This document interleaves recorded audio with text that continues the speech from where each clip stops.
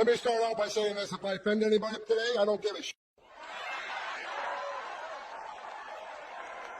Don't care. The media in the back room, I'm sure I'll be reading a lot of hit pieces on me tomorrow. I don't give a shit what you think about me. I get asked all the time, there's a big part of this country that hates you guys. I don't care. I don't care. Because we got a job to do. You know, I wake up every day for the last 4 years pissed off because the Biden administration took the most secure border in my lifetime and unsecured on purpose. Right? I worked for 6 presidents starting with Ronald Reagan. Every president I ever worked for took steps to secure the border. Even Clinton and Obama took steps to secure the border because they clearly understood you can't have national security without border security. They got it. Joe Biden's the first president in history of the nation who came into office and unsecured the border on purpose. So for 4 years, I wake up every day pissed off. That changed November 5th. Now I wake up every day excited because I work for the greatest president of my lifetime, Donald J. Trump. For 4 years, we had over 10.5 million illegal aliens at our border. They released nearly 8 million into the country illegally. We had a 600% increase in sex trafficking women and children. We had a record number of known suspected terrorists and people on the terrorist watch list crossing the border. Under Trump, we have 14 in 4 years. Under Joe Biden, just shy of 400. Think about that for a moment. What Joe Biden did to our border was create the most significant public safety and national security vulnerability in this nation's history. But guess what? We got one badass president now who's going to come in and going to take care of this border. Look at the numbers.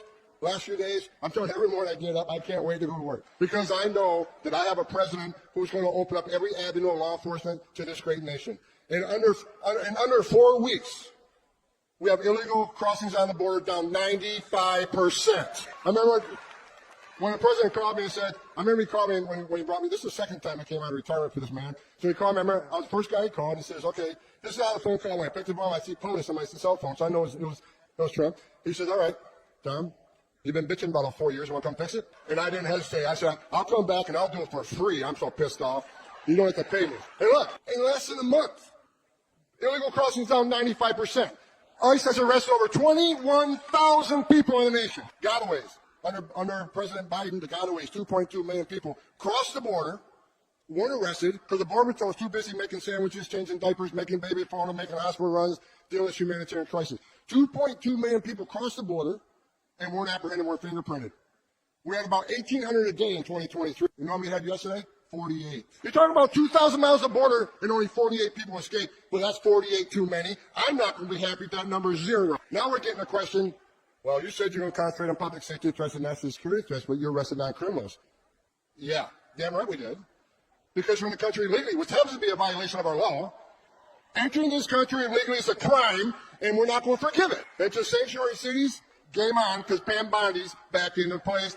And Cash Patel is back running the FBI. President Trump brought together one hell of a team, and every time I see one of these people get nominated and take their oath of office, I just get that much more excited. I'm afraid I'll have a heart attack one of these days because it just keeps getting better.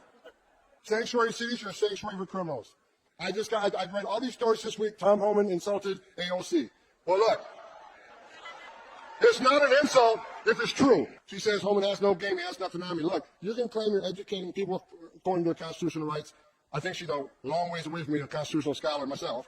Yeah. Bottom line is, we know what the game is. You can claim you're educating people to their rights, but we know what the end game is. Trying to tell people how to invade law enforcement. And we're talking about people who enter the country illegally, which is a crime, committed a violent act against a U.S. citizen, were order removed by a judge, and we got members of Congress saying this is okay to educate them how to invade law enforcement. We're not making it up. We're enforcing the laws enacted by Congress, and we're not going to apologize for it. Not under this administration. We got great governors out there. Governor Pritzker, you ain't one of them. I met with Governor DeSantis yesterday. You know what he's done? He's passed one of the strongest state immigration laws in this nation. Do you know it's a crime in the state of Arizona, in the state of Florida? It is a crime to enter the country illegally. He made his own state law. He has passed a law that he will fire any mayor or sheriff that doesn't help ICE enforce the immigration law. The men and women of the Border Patrol, I love each and every one of you wearing that green uniform. You're the finest 1% this country has. So we're attacking the interior enforcement.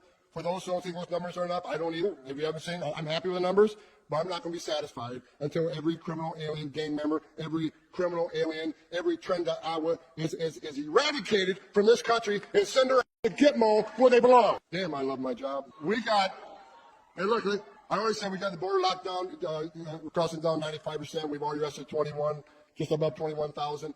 and we're going to double the workforce. We're going to add more. We're going to have more targeting. We're going to add more teams. God bless the men and women of ICE. God bless all the DOJ components and with it. We've got U.S. Marshals, DEA, FBI, ATF, all these fine agencies helping us. And what's great about it, when we went to Chicago, Mayor of Chicago said I wasn't welcome to Chicago. That's where the first place I went was Chicago. But having DEA and FBI there and ATF was great. We found an illegal alien with a gun. ATF does a criminal charge. We found an illegal alien with drugs. We prosecuted that crime. So we're prosecuting these people before we deport them, and that's exactly what we should be doing. We're going to make this country safe again. The third rail, when President Trump told me, he said, Homan, secure the border, run the biggest deportation operation this country's ever seen, and find over 300,000 missing children that were trafficked or forced labor trafficked in this country. And we're looking for them. And we're going to save children. All these bad stories about Trump, you know, Homan, you're racist, you're a white nationalist, you're a mean person. Okay, I'll take that. Because you know what Homan's doing? I'm working for the greatest president of my lifetime, and we're going to save lives. Because when 95% less people are coming across the border, how many women ain't being raped? How many Americans ain't dying from overdoses? How many non-suspected terrorists aren't getting in the country? How many women and children aren't trafficked in this country when you have a border lockdown? We're saving lives. That's right. Stand up. President Trump's getting ready to come on stage. I got another message to the criminal cartels of Mexico. At the RNC, I said a speech. I said two things at the speech. You're in the country illegally, you better start packing now.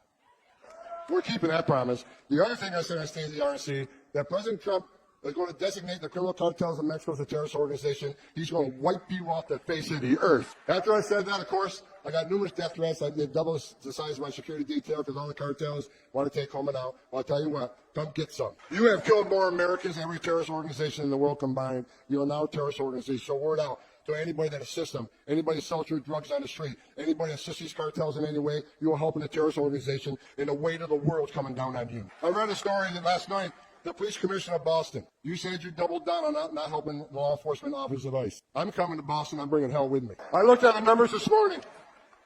I stopped counting at nine child rapists that were in jail in Massachusetts. But rather than honoring an ICE detainer, release them back into the street. You're not a police commissioner. Take that badge off your chest, put it in the desk drawer, because you became a politician. You forgot what it's like to be a cop. But guess what? The men and women of Immigration and Customs Enforcement, they found those predators, and they're locked back up, and we're going to deport them from the United States. To the men and women of ICE, the agency I used to run, you know, I was the first ICE director. I actually came up through the ranks. For the 20,000 men and women that worked for me, I never asked them to do anything I didn't do myself.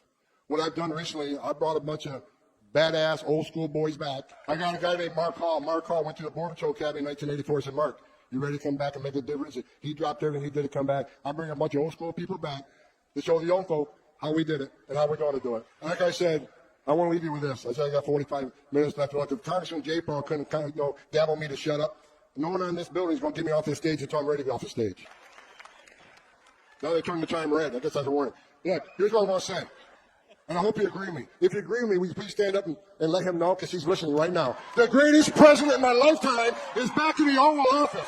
He's going to make America great again. He's going to make America healthy again. He's going to make America safe again. You got it. President Trump, God bless you. I'm proud to be back, and I'm not leaving until we fix this shit.